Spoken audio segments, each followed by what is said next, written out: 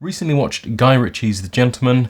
I've enjoyed a lot of Guy Ritchie's films over the years. I watched them when I was probably too young, sort of Lock, Stock, Two Smoking Barrels, through Snatch and all the rest of his film catalogue. I actually enjoyed this one more than a lot of Guy Ritchie films, and I feel like the whole vibe of it was more classic, you know, thinking back to Lock, Stock, it had those beats, and I kind of liked the dark humour. I loved Hugh Grant. It was just such an out of character for him to be playing, but it was awesome and really stole the show for me.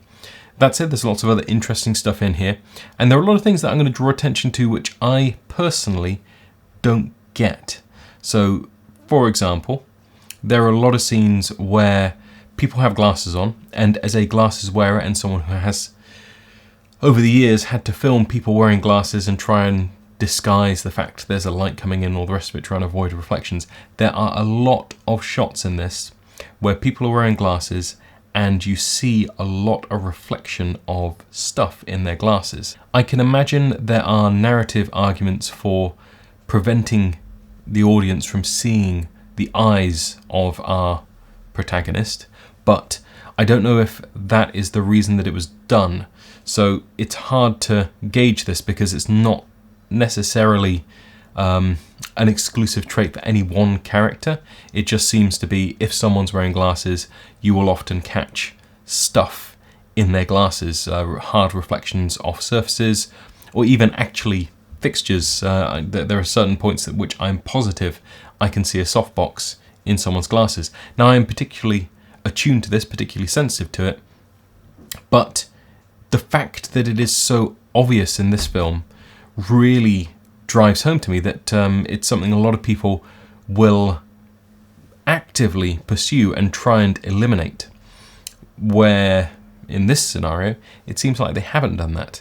And in fact, in my opinion, a lot of the scenes aren't going to be controversial, as carefully lit as I feel like an equivalent scene in a different film would be. Did that spoil my enjoyment of the film? No.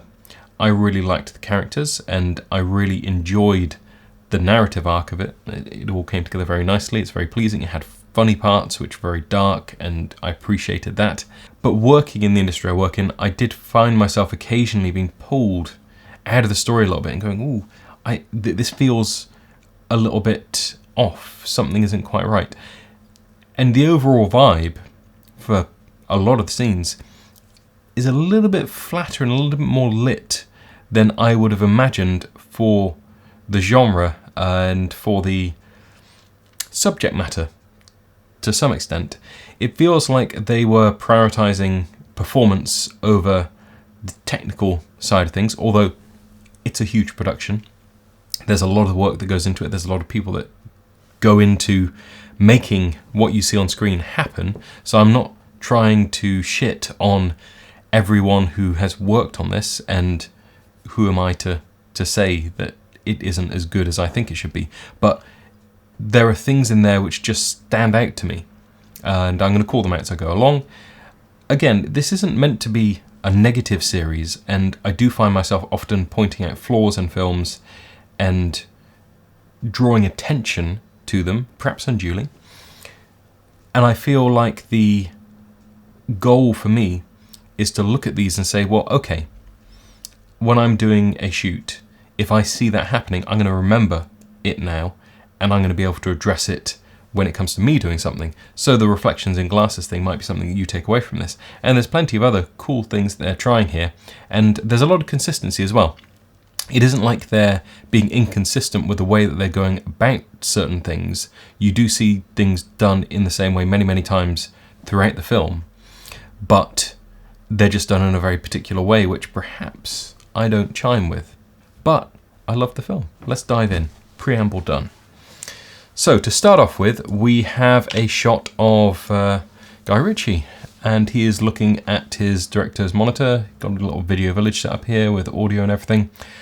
Not much that I'm going to say about this. I just enjoy seeing how people set up their little monitoring stations. This is a scene from later in the film with the coach, Colin Farrell. And yeah, we're not going to spend too much time actually on the coach shots. It's mostly other scenes that I want to look at. But I just thought it was cool to start on that one because I have access to it. There's quite a lot of behind the scenes material in this. So that is nice. Right at the beginning of the film, we are seeing Mickey, Matthew McConaughey's character, walking in. Got this cool bar, old English kind of London pub set up. He moves through the space. He's being lit by the windows on his left. And then we have various practicals dotted around the scene as well. Super obvious stuff, but I'm just going to call out any practical sources. Fire exits. There are a lot of fire exits in this film. Like, I was super aware of fire exits or little green lights in the background of shots. Anyway, we've also got these practicals down here. And then there's stuff just playing on all of this. There's obviously the light that's catching Matthew McConaughey is catching our bartender just there, and the front of the bar, and all the rest of it. Pretty straightforward. There's a bit of atmosphere in the room. I'm not going to call out any lighting strokes on this, but as we move through, there are some cool things that they're doing in this space. So he moves over to the jukebox. He is a little bit more in shadow just here, and we are going to see a little cutaway. Right, now he's sitting down. He's got his pickled egg and his pint, and he's sitting down ready to enjoy. So this is the first time we're going to see a character sitting at a table, and there's a lot which happens around tables in this film, and they always treat it in basically the same way.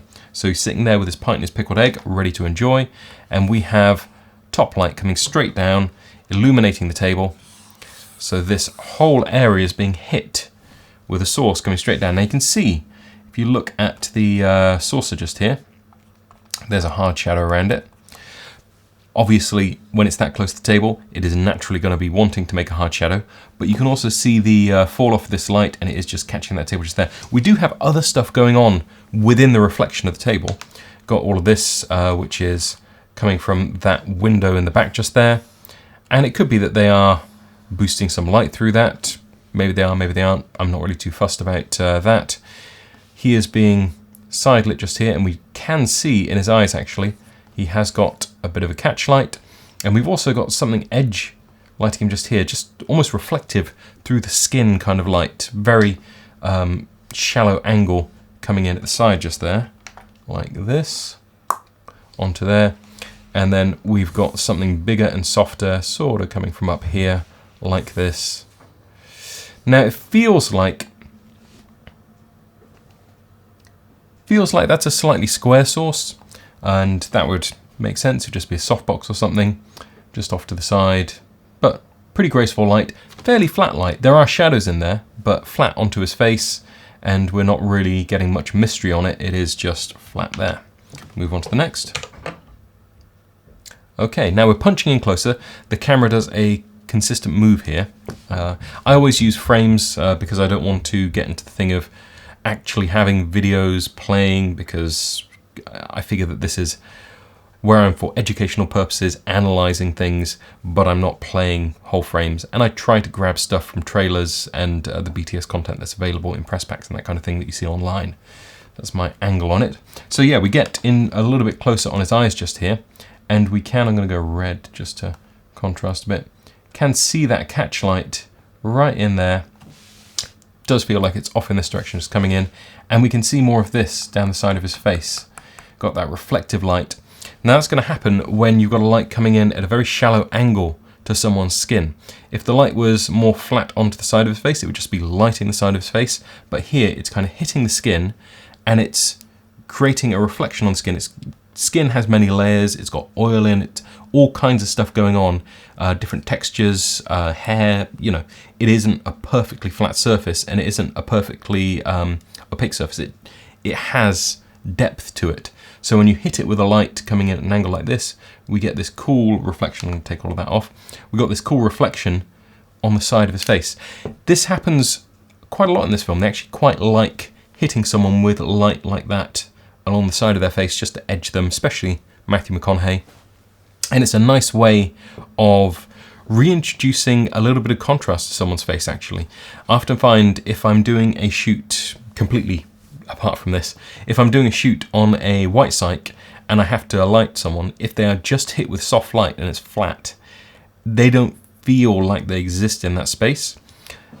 If you stick something like this skimming into them just at an angle, so if you imagine they're just here how to best this. So if I am sitting here and I'm Matthew McConaughey, that light is back over there and it's skimming in, hitting my face. It's not off to the side just here. It's coming in sort of at an angle. So if you imagine you're playing snooker, very British thing to do, you're thinking about how the light is hitting it and the angle that it's coming off, and we're talking about something like that, and the camera lens is just there. So it bounces off the skin into the lens, and that's where you get that reflected kind of effect with the skin. Skip to the next one. So this is just flipping to the other angle. We see a fireplace. Fireplace feels a little bit out of place, to be honest. I don't know.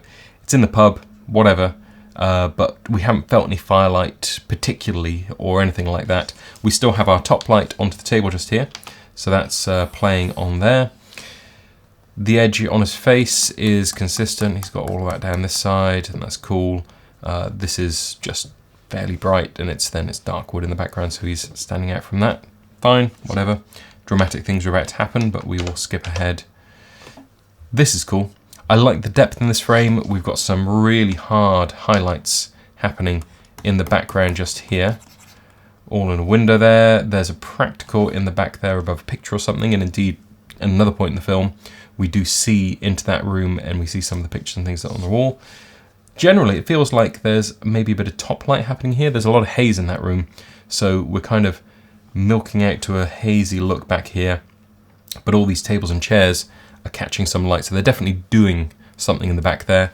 He's got another cool edge along here. Again, it's similar effect. It feels like it's something off this way, maybe that window just there, which is catching him and giving him this slightly reflective light down there. Got a lot going on in the catch lights just there. They aren't a single perfect catch light. You can see two discrete lights within that. And then, yeah, just a little bit of stuff playing on the chair. Same lights doing all of that along there. Practical kind of the jukebox. And that's that. Looks good on Matthew McConaughey. He's a little bit down. We've got some hot spots in there. It's got nice texture. You've got the sort of atmospheric perspective because the background's got haze and he's nice and crispy in the foreground. That's a very cool frame. We're going to jump around quite a lot on this, and I'm not going to necessarily stick to the chronological order of the film. I'm just going to look at scenes that I want to dotted throughout. So here we find our first example of someone who's catching, in my opinion, far too much in their glasses. And it isn't just that they are catching light on their glasses. It's the reflective quality of the coating of the glasses gives this sort of greeny tint to it. So you can see the table is quite hot in shot just here. This is all pretty bright. Dare I say they might be firing a top light straight down onto some of the things there again. We have light catching onto the back of the chair, back of her hair, all around there like that, and likewise on our other drug dealer dude just here. Spoilers. So that's all just edging him, edging his chair. There's quite a lot of motivation for that. We see all kinds of things in the background there which could arguably be responsible for this light, and there's sort of another implication of a light source just there. But apart from that, they are getting fairly soft light onto their skin. The transition across his face just there is pretty graceful. And that is, yeah, same down front. It's not changing like we've seen in Sex Education, not doing anything like that. And we can actually see a really big reflection of a light source just there. Because of the shape of the glass and the angle that it's going up at, I feel like that is the table. I think I can see some plates in there. I don't think that's a softbox that we can see in that. His wife is getting fairly flat light across her. Goes off a little bit to shadow on this side, but not tons. He's got a decent amount of shadow density on him just there. It's quite cool. Yeah, and the only thing I really take away from this is the biggest catchlight in his eyes is this table just here. So it feels like that's an active source, and maybe they couldn't avoid it, but it just happens so many times. Got a lot happening in the background. There's quite a lot of detail just in the deeper background there, little bits and pieces going on, tree and stuff. It's a nice frame, it's cool, but the glasses pull me out of it. They're going to keep pulling me out of it, you're going to hear that a lot. Cut to Matthew McConaughey, Mickey and his wife, and they are conversing. So something to call out here, just looking at the eye line there. That all makes sense. That's cool. And we see a similar situation on his face. Lit on this side. Some shadow density, although not tons, you know. We could see a lot of what's going on the side of his face. She's getting a little bit more, but mostly because she's kind of sat back into a chair a little bit more. His chair's angled slightly. It's interesting. If you look at his body position and you look at where his chair is, he's kind of turned, but all of this here, on every other person's chair, wife's chair, everyone's chair, they're all turned flat that way. So everyone's chair is genuflecting this way. His chair is genuflecting that way. So it changes his body position, forces his head forwards a little bit, and it means we get a little bit more light on his back and that kind of thing, so it helps to cut him out. Now that's kind of cool because it means that as a frame, he is the central point in the frame, he's the focus of the frame. She's important, but not as important because he's right in the center there. And he's got all of this going on his hair, so that's helping to frame him up, a little bit of top light, but it goes all the way down his back, all the way down here. That would have been hard to do if he was sitting back in the chair. You'd have had a similar situation to what we got going on with her just there, where she's kind of merging into the chair. It isn't giving her an edge at all. Perhaps that's a creative decision with lighting, but it could also be a practical one with staging because he was looking up the table and then he's turned around. So maybe that just naturally was the way that it was positioned. And as a bonus, you get that going on. We can see quite a lot going on in their eyes. The catch lights are definitely there. And again, if you look at the bottom of both of their eyes, you can see that the table is the dominant catch light. There is another source going on, which is probably what is doing quite a lot to their faces just there, just top right. Can't really see it on her so much. But it isn't as bright as the catch light coming up from the table. They are catching a lot off that. It's a really active source. Cutting back to him. And we aren't just getting those catch lights off the table, we're also getting them off all of the lighting that's above the table. These are practicals, I believe. They are absolutely everywhere. And it's the fact that they're sort of that green, yellowy, greeny colour that really pulls me out of it. You can see he's still got big catch light from the table just there. Similar situation with shadows and things. And we got cool practicals in the back. Really playing, actually, on all of this, I feel. Unless they're hit... Ooh. You know what? I don't think that is that practical playing on that. I think that's a light actually focused on it because it seems like there's a tabletop there and that wouldn't be casting on that. Maybe. Hard to tell. It's all out of focus. Maybe they've actually boosted some light in. Maybe it is coming from those practical sources. But then the plants seem like they should be brighter if that was the case. This feels like it's brighter than it would be relative to how bright the lampshades are and how bright the plants are just there. So yeah, my gut says this is being hit with some light. We got some stuff, nice cool bokeh, a little bit of interest, just all going on in the back just there. And again, all of this happening on his shoulders, helping just to give him a little bit of definition, making sure that he stands out from the background and he's not just sinking away into gloom. Similar frame, slightly closer in here, but you can't tell a whole heck of a lot more because of the way they're looking. His chair feels like it's at a different angle. My goodness, actually, look at his chair, look at her, look at this. Look at her arm. Look at the position of it. His chair is like on her. It's just up onto her like that. That's a weird position. I'm going to take that off. Look at this, down here. She is packed in behind his chair. That's got to be a staging choice. That's so they can get them close together just here so that he's not too far across that way. They can get them both in focus and keep their heads close, make a pleasing frame. But there's no way that's a natural seating position. That's just weird. I didn't even notice that until I looked at that frame just now. Okay, yeah. So it turns out you can cheat crazy things like stacking chairs like this so that your actors are literally sitting in each other's laps on chairs so that you get a pleasing frame. And we got all the cool stuff, all the good stuff going on with his hair, cutting him out from the back there, a couple of candles. Wicked. Now, I have a lot of BTS for this. We're going to go frame by frame, analyze stuff. To start off with, we feel quite a lot of daylight coming in over this side. All of this, and we feel like we got actually a really bright shaft of daylight, which is replicated over there in the corner. Interestingly, the general ambient around the jukebox here feels bluey daylighty, and then these shafts of light feel more like late afternoon sun, if that's what they're meant to be. I can't imagine that they're meant to be anything else, but the color temperature seems quite off relative to what the ambient level coming in through the window on that side that we've already established is there, we've seen it earlier, is meant to be. That's a little bit weird. We are catching a couple of other little details with that light as it comes through. And then aside from that, we do have these picture frames that we've already seen in the background of the last shot, but we couldn't really tell what they were. They're just lighting up. Those seem real because you can see the fall off. They're quite bright just here. And then by the time you get to the bottom of the frame, not really much going on at all. So those are definitely practical sources.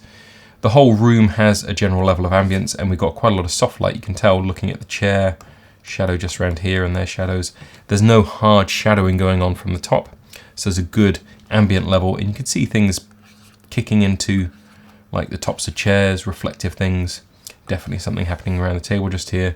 And we'll see in the next shot that actually on the close-ups, they're doing quite a lot around the table. Okay, I won't dwell on that one. I'm gonna go through this. Dryer comes in, sits down, and we could see side light coming in from the window. We established that in the previous shot. So that is all coming in this way, like so. Catching the back of Mickey, nice fall off across him, getting his chair, getting his hair. Guy in the back's also catching it. So that's a big source covering the space.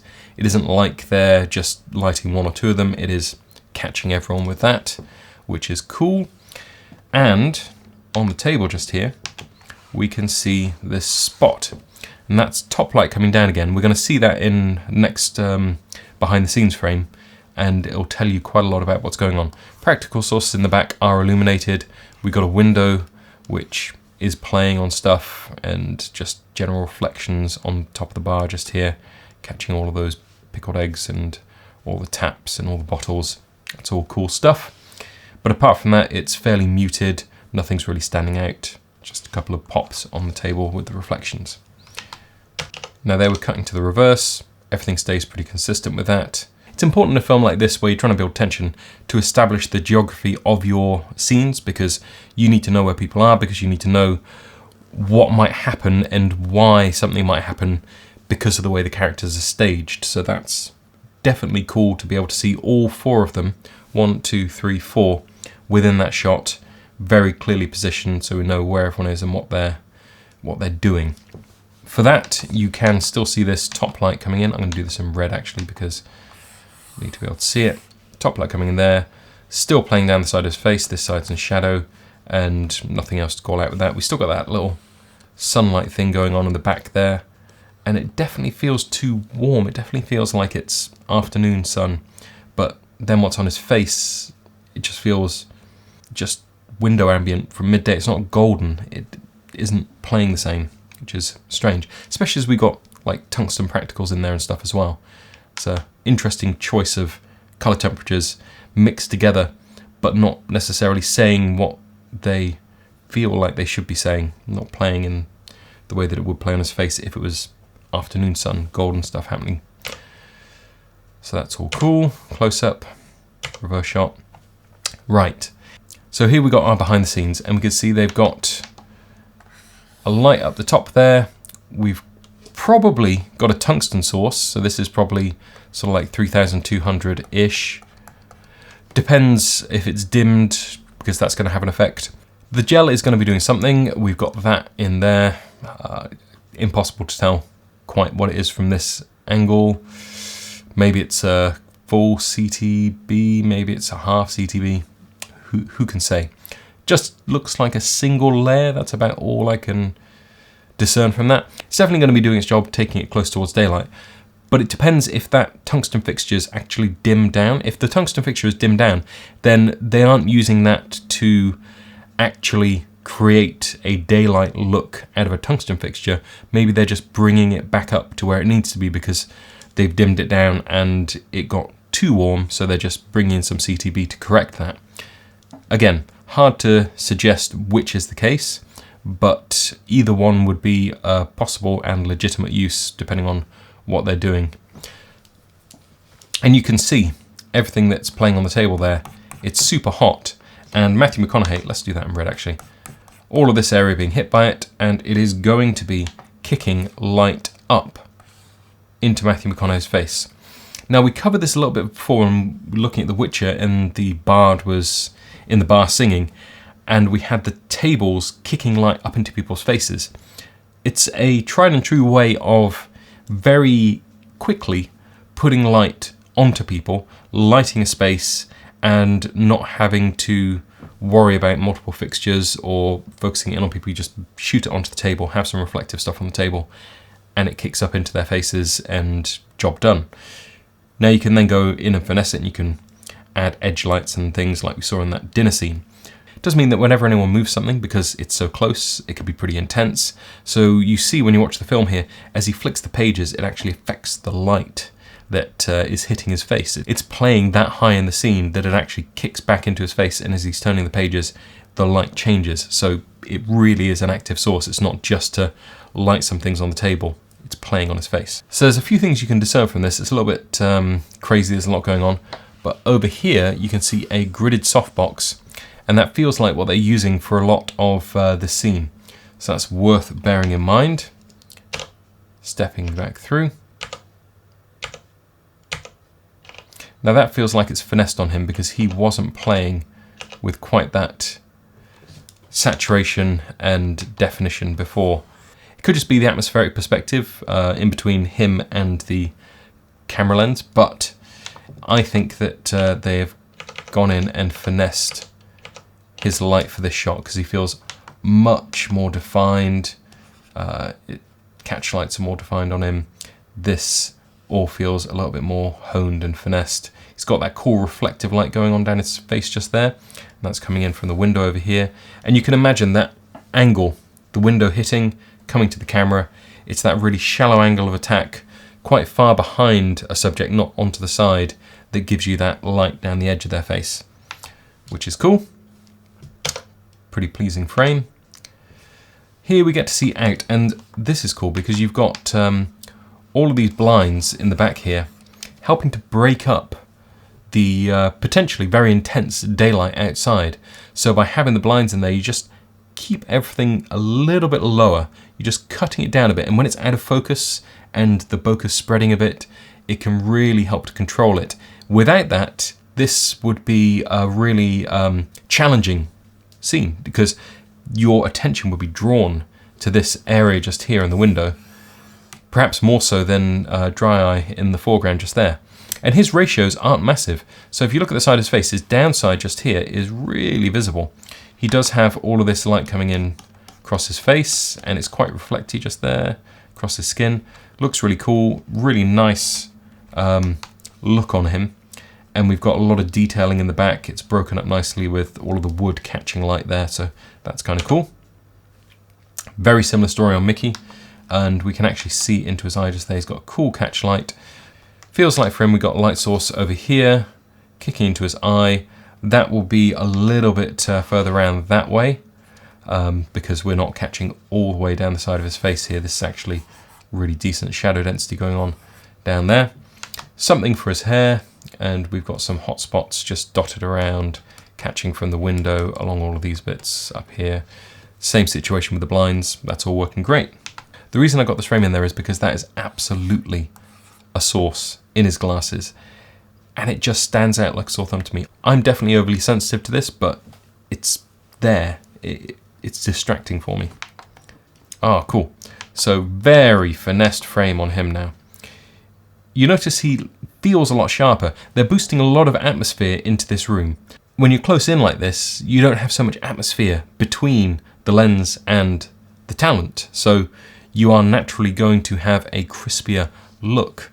Now there are ways that you might mitigate that. You could bring more atmosphere in, but it could be very hard to keep it consistent between takes and not just have it look ridiculous. So he feels a lot sharper, a lot cleaner than he does in the wides. And you notice everyone in the background further away starts to go a little bit grey. They lose a bit of saturation, they get a bit milkier, and he feels much crispier, like his other guy who's sitting on the corner. It's finessed. Definitely got a really well-defined catchlight in his eyes there. And you can also see the window reflected in a little square just there in his eyes. Got this cool reflection coming in down the side, motivated by what we've seen before. It's just skipping in at a shallow angle, giving him that cool reflection. And then the rest of the light on his face is pretty soft, pretty subtle, just edging around, nothing dramatic. And he goes off to a slightly downside just here. But yeah, pretty effective frame. So that's nice. Close shot on Mickey, we see a very similar thing. Got this really crisply defined catchlight in his eyes there. You can still see a little bit of the window, but mostly that is what's going to draw your attention. Still got this practical going on up here, and you can really see the fall off to the bottom of the frame. Cool stuff being caught on the picture frames in the back. And that's pretty much all there is to it on that one. Looking at how we got this set up just here, it looks like we have a big Manfrotto Mega Boom just there. It's actually a piece of grip we use quite a lot. Got a big old combo stand just here, big old crank stand, heavily sandbagged down, don't want to be killing anyone. And they've just clamped on a sandbag to the end as well, counterbalance the weight which is over at the front end just here with the light. That light's boosting straight down to the table. You can see everything that's doing across there. We have another light in the background here, and you can see these are relatively unusual lights. If you're not familiar with this kind of thing, it's probably something like a Lico light, a Source 4, some kind of, I can never say it right, ellipsoidal light where you can focus it in. You have a really tightly controlled beam, and you can actually cut it with leaves that are built in. You can kind of see up here, that's probably one of the leaves which you can push in to cut the beam. We use a smaller version of this on dado lights, where you have a projector lens, which is basically what those have in them, and you can push the leaves in. Basically, you can just make a really crisp shadow and put light, literally you could just put light across the edge of one of these keys on the keyboard if you wanted to. So that's doing something there, but maybe not for this shot.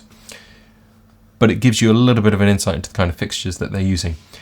This may be a test run, but all of these lights in the ceiling are actually on, they're playing.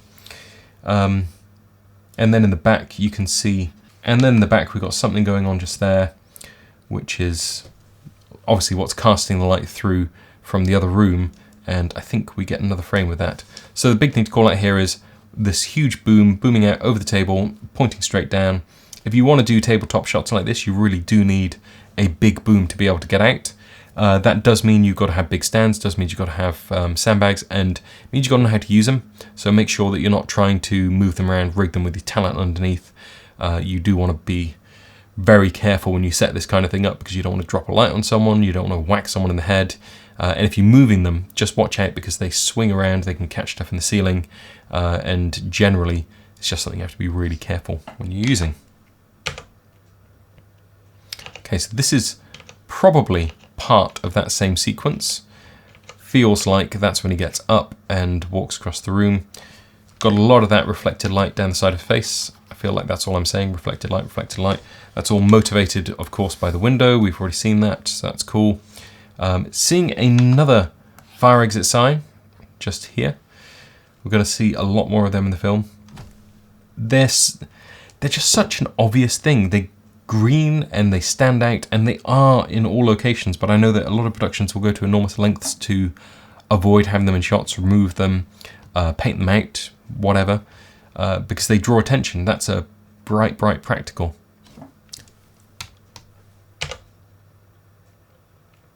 Okay, the scene progresses, he moves forward, and now we can see what is going on in the background. We have a huge diffusion on a T-bar, it looks like. So they've just got a big stand, they put a bar across, they strap the diffusion onto it. Don't need a frame, it's quicker to rig. You can just put your diffusion on. You don't have to rig the frame and have all the hassle of moving that around inside. If there's going to be no wind and that kind of thing, you can just use T-bar setup like that, and it's very efficient. There is a fixture just here which feels like maybe it's boosting into it. It's in a softbox, so that is controlling the light. Don't know if that's all that's playing on it. It feels like maybe there's something coming from behind that, but there's definitely something going on just there. And we've still got that sort of source 4 leaker light thing going on at the top. And you can see now Matthew McConaughey has flipped the table. The light is being cast down, and even at that distance, it's a really tightly controlled circle. Ooh, boom, like that. So the light only goes where you want it to go, and it's not going to be spilling out to the side, so it's a very self-contained unit. Cool. Another green thing in the back, just standing out just there, and we've got a reflection of it actually in the picture as well. Feels like there's top light coming in up here from some kind of skylight. I think there is some skylight in the shot just there, which could be playing on the side of his face. Maybe they're firing light through it. Not quite sure, but there's definitely stuff playing on his face. Got a catch light in the side of his eye. He's also got a little catch light in his eye just there.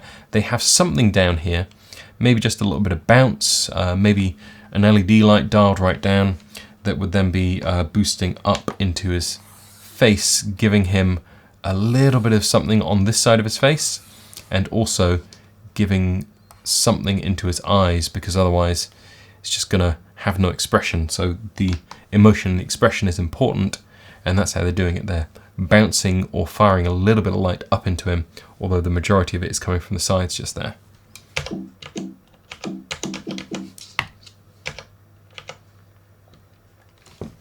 Cool. Here we start to see what's going on with all of the soft light that's coming in from the windows, and actually it's a lot of big fixtures or soft boxes going on. So we got this just here, we got another one just here. Hard to tell exactly what these fixtures are. Is that a fixture or is that sunlight? Can't quite tell on that. That size-wise could be an Arri S360C, although I hadn't seen that they were using any Arri lights on these shoots. In a couple of the shots they had something that looked like a big Kinoflow Celeb, so it could be something like that, or maybe it is an S360, totally possible. But that is what is illuminating everything on that side, coming in through the window, all of that work that we saw on people's faces just here and just there. You know, we got him being lit down the side. That is coming from this light, and it's big, it's soft, but it is being controlled as well. You've got a flag just here, that's going to be a 4x4 floppy. You can see it flopping down there. It looks like it's been folded back a little bit to the stand, which is fairly usual if you want it to spill out a little bit across the room, so you can just pull that back around. So although they're working with a big soft source, they are using flags to control it to make sure that it's going where they want it to go. And these practical lights are actually all on. They're keeping a lot of these practical sources illuminated, even though they're probably not in shot. They're not going to be playing in the shot, but they are leaving them on, perhaps to do little bits of light on the walls, or I don't know. Yeah, that is what they are doing though. You can really see the atmosphere in this shot as well. It's milky and hazy everywhere. Getting another angle on this, so you can see that is, it's like a can. That's just like a par can or something. It's not even particularly focused, it's just got a long sort of snoot on the front so that it is pretty well controlled, but it's not like it's going to be focused in or anything. In the back here, we can also see a gridded softbox and a flag as well. There's a flag happening just there. So those could be doing the edge light, hair light potentially. It depends on which aspect of the scene they're working on at this point. Maybe they're in between setups, hard to say. But yeah, that's definitely there. So there's a lot of lights going on in that situation to achieve what is a fairly straightforward shot. And you can see actually another flag just here as well. So they're trying to control where that light goes and not spill it all over the walls. but they still need to be soft and they still need to look good. Yeah, so now all of this is making a lot of sense because we got all of those lights coming in down the side, but the background isn't catching too much apart from where we have those harder sections of light like that. And with that, we're going to wrap it up for part one. I have more analysis of the Genlteman coming in the second part, so stay tuned to the channel, subscribe, all of that good stuff, because we have more of this on the way.